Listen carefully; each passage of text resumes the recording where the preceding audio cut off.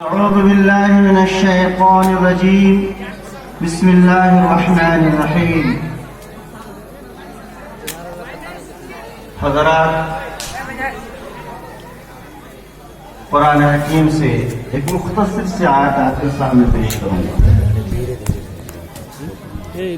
ثم لتسألن يومئذ عن النعيم. یہ سورہ تکاثر کی آیت ہے. کچھ کہنے سے پہلے آپ کو عرض ہے ادھر بیٹھ جائیے. اگر آپ کو 5 منٹ رہنا تو 5 منٹ کے بیٹھ جائیے، اس کو چلے جائیے اللہ کے واسطے. پھر بیٹھ جائیے. چھوٹے سے بڑے سے ہر ایک سے گزارش ہے، اگر آپ کے پاس 5 منٹ کا ٹائم ہے تو اللہ کے پاس بیٹھ جائیے. اس کے بعد چلے جائیے گا، من نہیں لگے گا، آپ چلے جائیے گا تو بیٹھ جائیے. حضرات، یہ قرآن حکیم کی 30ویں پارے کی آیت ہے. ثم لتسألن يومئذ عن النعيم. اس کی پہلی آیت ہے الہاکم التکاثر. یہ سارے انسانوں کو اللہ نے خطاب کیا ہے. کہا کہ اے لوگوں، تم کو غفلت میں ڈال رکھا ہے، بے خیالی میں پڑے ہو تم، اور تم کو غفلت میں، بے شعوری میں کس چیز نے ڈالا ہے؟ التکاثر، ایک دوسرے سے آگے بڑھنے کی خواہش، تمنا، آرزو نے انسان کے اندر یہ بیماری، ہر انسان کے اندر یہ بیماری ہے. وہ چاہتا ہے ہم ایک دوسرے سے آگے بڑھ جائیں، مال میں، اولاد میں، مکان میں، دکان میں، جاہ و جلال میں، عزت و منصب میں. ہر ایک کی خواہش یہ ہے کہ وہ آگے بڑھ جائے. اس چیز نے آخرت کی یاد سے، آخرت سے انسان کو پیچھے چڑھ گیا اور غفلت میں ڈال دیا.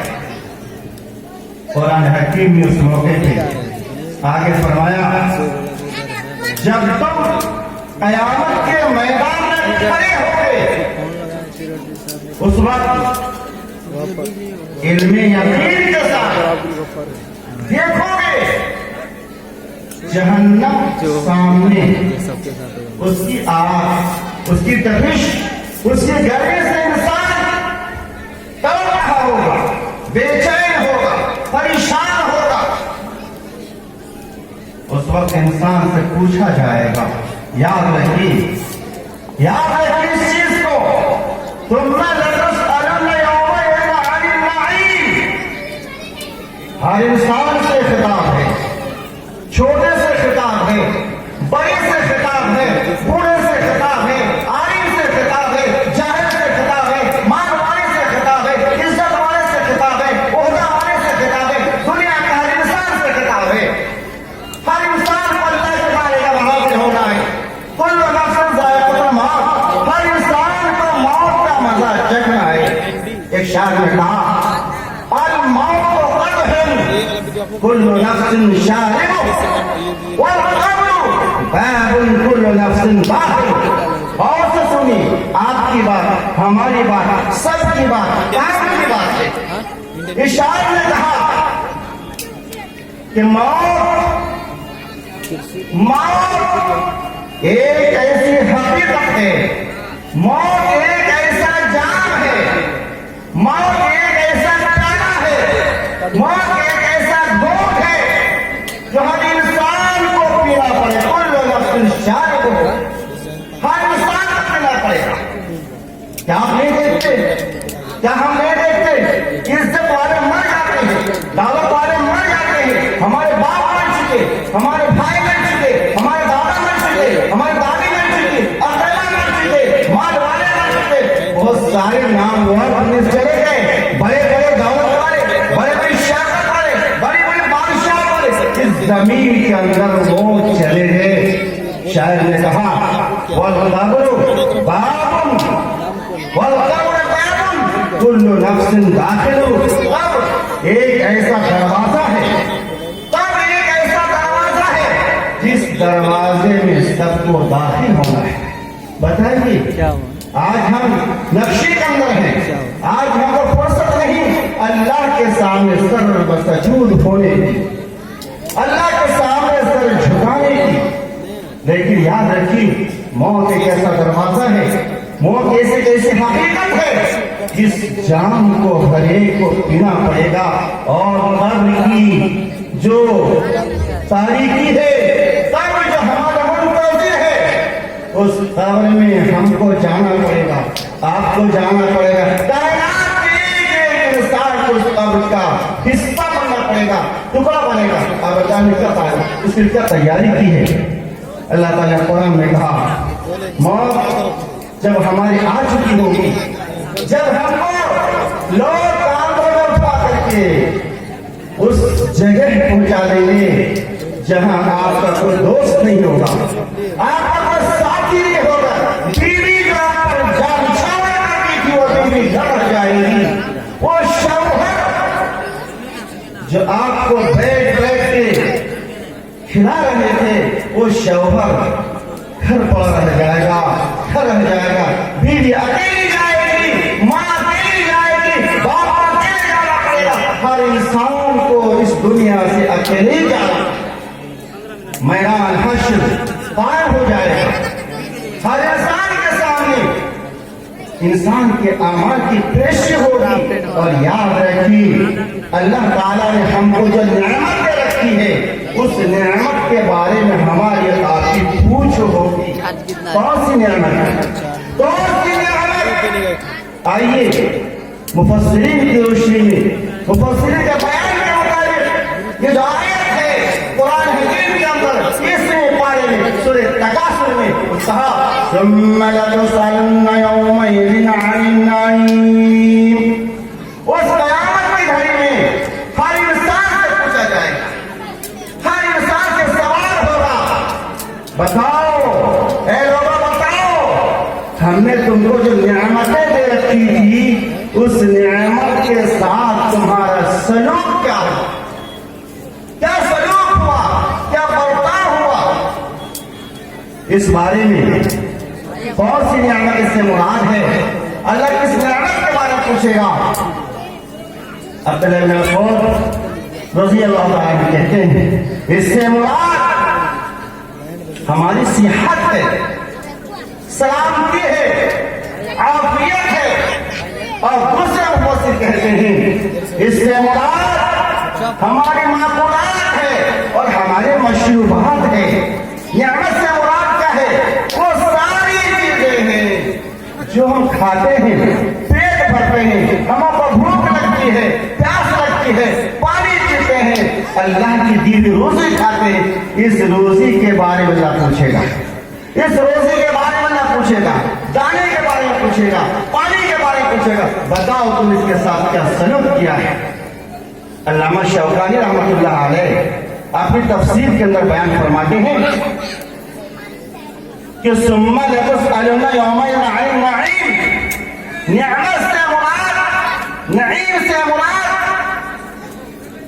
دنیا کی وہ ساری، دنیا کی وہ تمام تر چیزیں ہیں جس سے انسان اپنی زندگی کے اندر نفع اٹھا رہا ہے۔ اب غور کیجیے، غور کیجیے، آپ نفع کس چیز سے اٹھا رہے ہیں؟ آپ کھانے سے، کھانے کی چیز کو دیکھیے، پہننے کی چیز کو دیکھیے، اوڑھنے کی چیز کو دیکھیے، آپ کی دوا ہے، آپ کی بیماریاں ہیں، اس ساری چیزوں میں، تمام جگہوں میں اللہ کی نعمت کا فرما ہے۔ یہ سان، یہ چاند، یہ سورج، سورج کی تپش، ستاروں کی چمک، ہواؤں کی، ہوائیں جو چل رہی ہیں، ہواؤں کی باد بہاری، یہ ساری چیزیں ہماری نعمت، اللہ کی جانب سے نعمت ہے، اور ایک ایک نعمت کے بارے میں اللہ تعالیٰ قیامت کے میدان میں پوچھے گا۔ دوستو اور بزرگوں، اللہ رب العالمین نے جو ہمیں نعمت دے رکھی ہے اس نعمت کی شکر گزاری، اس نعمت کا حق ادا نہیں کریں گے تو اللہ کی بارگاہ ہم انسان کو کوئی جواب نہیں ملے گا۔ دوستوں بزرگوں، آپ کو یاد ہوگا تاریخ انسانی کے لیے شاہد ہے کہ بچوں میں آج بچے ہمارے کیسے بے سہارا ہوتے ہیں۔ حضرت علی کرم اللہ وجہہ جو حضرت رسول پاک صلی اللہ علیہ وسلم کے نواز کے داماد تھے اور چچیرے بھائی بھی تھے، بچے خیال کریں حضرت علی نے اسلام قبول کیا جب اس بچ کا بچپنا تھا، چھوٹے تھے، اور ان کے ساتھ جوانوں نے اسلام قبول کیا، بہت سارے تھے، ان میں ایک نام آتا ہے سعید بن زید کا۔ سعید بن زید کا نام آتا ہے، تھوڑا سی واقعہ مختصر میں بیان کرتا ہوں، آپ سنیے۔ اسلام قبول کرنے میں انسان کی اذیتیں اٹھانی پڑی۔ سعید کے والد کا نام تاریخ شاہد ہے، سعید کے والد کا نام زید ہے۔ یہ زید کون ہے؟ یہ عمرو بن نوفل کے لڑکے ہیں، عمرو کے بیٹے ہیں۔ زید ایک موقع تھا، عید کا موقع تھا، اس موقع پہ دیکھ رہے تھے حضرت زید رضی اللہ تعالیٰ عنہ کہ عرب کے سارے لوگ، یہ جو زید تھے اپنی قوم کے، اہل مکہ کے، قریش کے وہ سردار تھے، یہ دیکھ رہے ہیں پورا مکہ سج دھج کے آیا ہے، آج عید کا دن ہے، آج تقریب ہے، جشن ہے، لوگ جشن منا رہے ہیں، اور ایک دیوار میں ٹیک لگا کر کے دیکھ رہے ہیں حضرت زید بن عمرو دیکھ رہے ہیں، اور یہ محسوس کر رہے ہیں کہ کیا بات ہے، جس نے بکری کو پیدا کیا، جس کا گوشت ہم کھاتے ہیں، اس بکری کو کھلانے والا، اس بکری کو پلانے والا اللہ رب العزت ہے، اونٹ کو وہ مارتا ہے، اونٹ وہ کھلاتا ہے، دانے وہ پیدا کرتا ہے، دانے وہ کھلاتا ہے، لیکن کیا بات ہے کہ سارے لوگ آج اس چیز کے سامنے اپنے سروں کو جھکا رہے ہیں، بتوں کے سامنے سروں کو جھکا رہے ہیں، بتوں کے پاس مشہوری ہے، بتوں کے پجاری ایک کھڑے ہو گئے، جوش میں کے کھڑے ہو گئے، ایمان نہیں تھا، اسلام نہیں تھا، اس وقت دور تھا ابراہیمی دین کا، کوئی ایمان نہیں تھا، کھڑے ہو گئے گرے پر اور کہنے لگے اے مکے والوں سنو، اے مکے کے جوانوں سنو، اہل مکہ سنو، تم لوگ یاد کرو اس خالق کو بھول گئے، اس مالک کو بھول گئے کہ زمین کا پیدا کرنے والا ہے، آسمان کا پیدا کرنے والا ہے، بارش کے برسانے والا ہے، جو غلوں کا پیدا کرنے والا ہے، اس کو چھوڑ کر کے بتوں کے سامنے سجدہ کرتے ہو، یہ پتھر کو نہ دیوتا مانتے ہو، اسے مورت کو نہ دیوتا مانتے ہو۔ یہ کیا تھا؟ ایک ایسی آواز تھی، ایک ایسی آواز تھی جو ان کو پسند نہیں تھی، پکڑ لیے جاتے ہیں، زید پکڑ لیے جاتے ہیں، آج مسعود ان کو شروع ہو جاتا ہے، بڑی مار مارتے ہیں، خطاب نے زور سے تماچا شریف کیا زید کو، اور اس سے جو ہوا سو ہوا، اس کے ساتھ ہی ساتھ جوانوں کو ہلا دیا، اس کے طرف جوانوں کو ہلا دیا، بڑھا دیا گیا، مارو اس کو، پیٹو اس کو، ذلیل کرو، رسوا کرو، پرخرابہ کرو اس کے ساتھ۔ بالآخر یہ زید مکے سے دور چلے جاتا ہے، حرا میں پناہ لیتے ہیں، پہاڑ میں پناہ لیتے ہیں، اور سنیے گا یہ حرا پناہ لیتے ہوئے نہیں چھوڑا ان کو، آرام سے بیٹھنے نہیں دیا، مکے والے سے مدحاس نے، سردار قریش نے، جاؤ وہاں کو ستاؤ، وہاں کو پریشان کرو، لیکن ان کے اندر جو جوش تھا، جو جذبہ تھا، خدا کی تلاش کی، رب کی تلاش کی، حق کی تلاش کی، وہ بیٹھے نہیں رہے، وہ آتے ہیں، چپکے سے آتے ہیں، چھپ کے آتے ہیں، مکے کے اس جو ہوش مند تھے، ذی شعور تھے، عقل والے تھے، سردار تھے، ان کے وہ جمع ہوتے ہیں، ان میں سے ایک تھا ورقہ بن نوفل، دوسرا تھا عبداللہ بن جحش، تیسرا تھا عثمان بن حارث، چوتھی ایک عورت تھی، وہ خطاب کی بیٹی تھی، وہ عبد المطلب کی بیٹی تھی، امیمہ اس کا نام تھا۔ ان سارے لوگوں سے جمع ہوتے ہیں اور بحث کرتے ہیں، ان کے سامنے حقیقت پیش کرتے ہیں، آپ غور کیجیے، آپ سردار قریش ہیں، آپ کے پاس عقل ہے، آپ کا شعور ہے، آپ کا تمیز ہے، آپ نے کبھی غور کیا جس کی پوجا ہم کر رہے ہیں، پورا مکہ جس کی پوجا کر رہا ہے، پورا مکہ جس کے ساتھ سر کو جھکا رہا ہے، اس کی کیا حقیقت ہے؟ یہ دیوتا ہے، یہ مٹی ہے، یہ مورت ہے، یہ پتھر ہے، یہ بے جان چیزیں ہیں، اس کے سامنے سر جھکانا ہماری بے عقلی ہے، کم عقلی ہے۔ بلاخر اور فکر کرتے ہوئے صدر وکیل کو تلاش کیا. ورقہ بن نوفل تنصرا، وہ نصرانی بن کے نصران قبول کر لیا اور رہے عبداللہ بن جہش اور رہے عثمان بن حارث، یہ دونوں اپنی اصل حالت کو قائم رہے.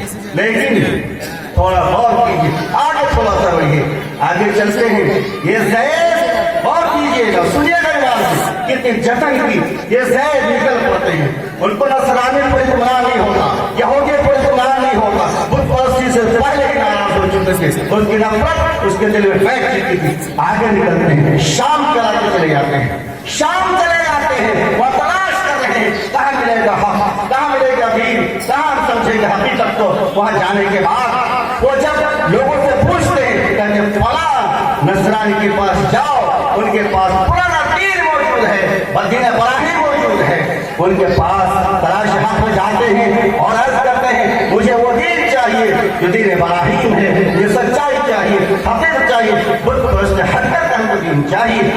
انہوں نے کہا، اس نصرانی نے کہا سنو، اب تم کو یہاں حقیقت کی تلاش نہیں کرنی ہے، جاؤ واپس جاؤ، مکہ چلے جاؤ.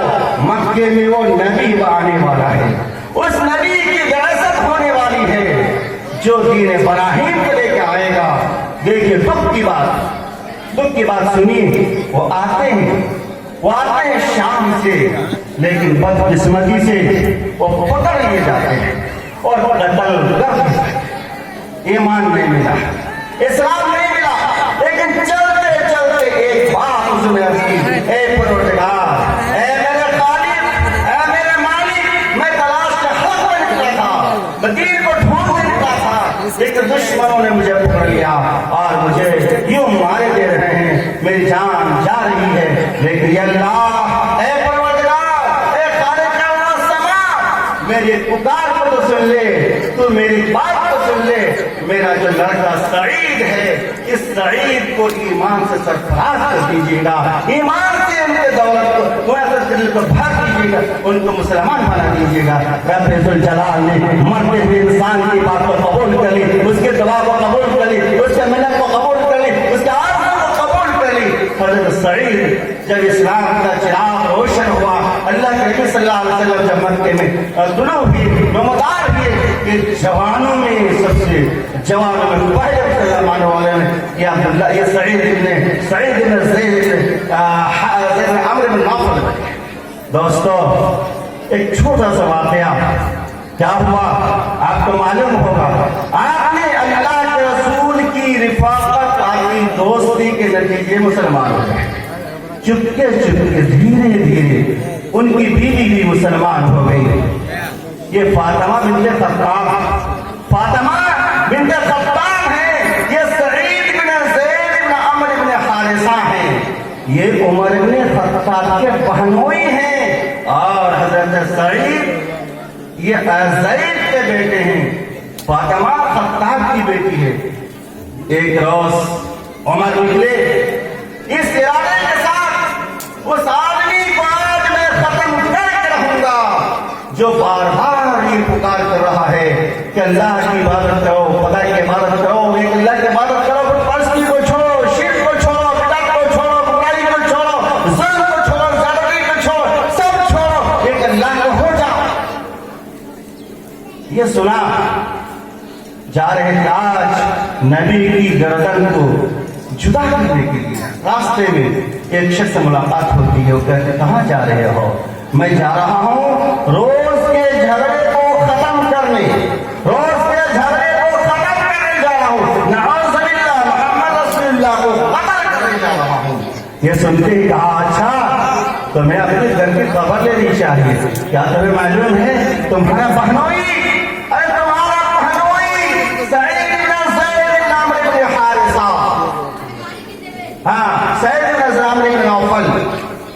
یہ اسلام قبول کر چکا ہے، تمہاری بہن بھی مسلمان ہو چکی. یہ سنتے ہی جیسے جسم میں آگ لگ جائے، اس کے جسم آگ لگ گئی، پلٹے ادھر، چھوڑ دیا ارادہ اللہ کا رسول قتل کرنا، پلٹے ادھر، پلٹ کے آتے ہیں اور دیکھتے ہیں ابھی گھسے نہیں گھر میں، وہ تو کمرے میں چپ چپ تلاوت کر رہے تھے، سنا کہاں آواز آ رہی ہے، آواز آ رہی ہے، ٹھک سنتے ہی بہنوئی کو بہن نے کمرے میں چھپا دیا، بہنوئی کو کسی گوشے میں چھپا دیا، مگر بہن کو تو دیکھ ہی لیا، سن ہی لیا پڑھتے ہی، کہا بتا تو کیا تلاوت کر رہی، کیا پڑھ رہی تھی؟ بڑی ہچکچائی، لیکن آخر اس نے راز کھول ہی دیا، کہا مار پیٹ شروع کیا، بہنوئی کو بھی نکالا، اس کے بھی زور میں کون شروع کیا، اتنا مارا کہ لہو لہان، بہن پکڑنے گئی، وہ بھی لہو لہان ہو گئی۔ اب یہ خون سے رنگین جسم کو دیکھا عمر نے، اسے بھی رہا نہیں گیا، اسے بھی سہا نہیں گیا، اسے برداشت نہیں ہوا، کہا بتا ذرا وہ تو کیا پڑھ رہی تھی؟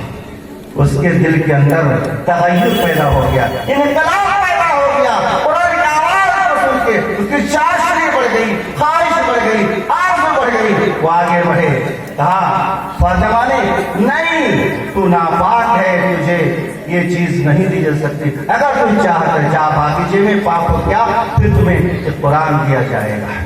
دوستو، قرآن وہ چیز ہے جو ہماری زندگیاں بدل سکتا ہے، قرآن ہمارے زندگی کو بدل سکتا ہے۔ دوستو آئیے، جلسے کا جو پروگرام ہے آپ کے لیے ہے، ہمارے لیے ہے، سب کے لیے ہے، قرآن ہمارے لیے ہے، آپ کے لیے ہے، سب کے لیے۔ قرآن کی تلاوت ہم خوب کریں، اس سے ہماری زندگی بنے گی، ہماری بھولی ہوئی بسری ہوئی یاد تازہ ہوگی، ہم آپ کے بنیں گے، قرآن کے بنیں گے، اللہ کے بنیں گے۔ جلسہ آپ کے لیے سجایا گیا ہے، دور دراز میں جو لوگ ہیں آئیں، اور جلسے کی جو علماء کرام ہیں اس کی تقریر ہے، اب دل جمعی کے ساتھ سنیں۔ اللہ تعالیٰ سے دعا ہے کہ اللہ ہم سب کو قرآن سے فائدہ اٹھائے، جلسے سے فائدہ اٹھانے کا موقع دے، ہم آئیں مقصد لے کر اس مقصد کو پورا ہونے کا موقع دے۔ السلام علیکم و رحمۃ اللہ۔